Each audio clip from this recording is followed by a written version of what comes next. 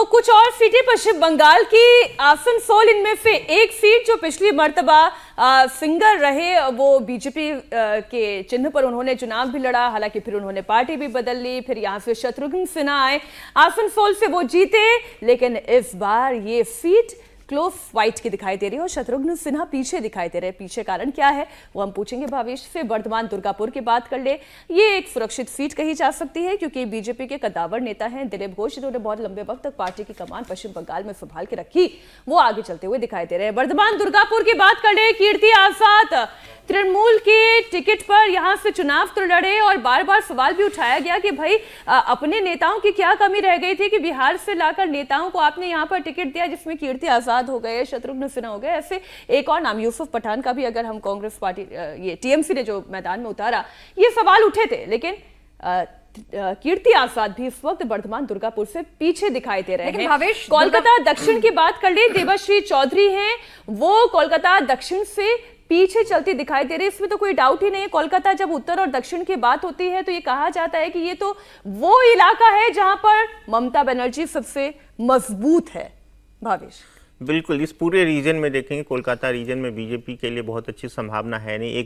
एक सीटें थी दमदम और कोलकाता उत्तर, जहां पे लग रहा था कि बीजेपी अच्छा कर सकते। दमदम में तो पिछली बार बहुत कम वोटों से हारी थी, लेकिन बीजेपी ने कैंडिडेट देने में वहां पे मिस्टेक की थी। सीलभर दत्ता बहुत अच्छे कैंडिडेट बीजेपी के लिए नहीं रहे, जिसकी वजह से शायद उनके ऊपर यदि जो सौगत राय है उनके ऊपर यदि इनको पश्चिम बंगाल के अंदर का भी इनफाइट था, तृणमूल के अंदर भी एक इनफाइट थी। तृणमूल के अंदर इनफैक्ट है, लेकिन वहाँ पे आप वो सब बहुत बड़ा फैक्टर है नहीं। बहुत बड़ा फैक्टर जो बंगाल में उभर के आया है वो यही कि जहाँ पे जो मजबूत है, जैसे नॉर्थ बंगाल में बीजेपी मजबूत है तो वो सारी सीटें लगभग जीत रहे, एक आध सीटों को छोड़ के।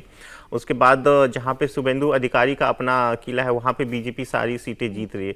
ममता जी का जो अपना किला है उसमें बहुत हद तक जो जहाँ पे है, जो कोलकाता के आसपास की सीटें हैं या जो मुस्लिम डोमिनेटेड एरिया है, उसमें बीजेपी सेंध नहीं लगा पाई। लेकिन फिर भी ये ममता दीदी का ग्राफ घटा क्यों और बीजेपी का ग्राफ बढ़ा कैसे? किन फैक्टर्स ने सबसे ज्यादा काम किया है बंगाल में?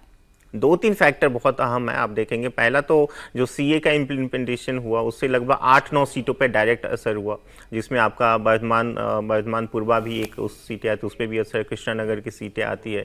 बाकी सीटें बीजेपी पहले ही जीती हुई थी तो उस पर बहुत ज़्यादा जीत का अंतर बहुत बड़ा हो जाएगा, जैसे बनगांव जैसे सीटें हुआ।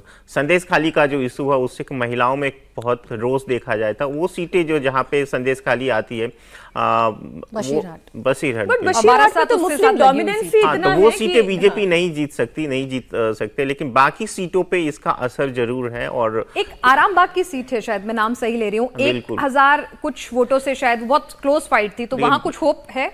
आरामबाग जीत रही है बीजेपी जीत रही है। देखिए, पूरे बंगाल में लगभग 22 ऐसी सीटें थी 2019 के रिजल्ट को यदि देखें तो जीतों का अंतर बहुत कम था, 1 लाख से नीचे था सबका।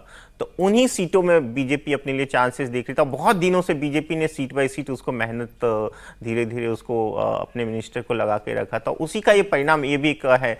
दमदम पे भी उन्होंने लगाया हुआ था ज्योतिराज सिंधिया को, लेकिन एक कुछ मिस्टेक हुई है शायद कैंडिडेट देने में। लेकिन फिर भी दीदी को यहाँ पर झटका तो लग रहा है। पिछली बार 18 सीटें बीजेपी ने जीती थी और एग्जिट पोल हमारा ये बता रहा है कि इस बार ममता दीदी उतनी सीटें ला सकती है और बीजेपी सबसे बड़ी पार्टी बन सकती है।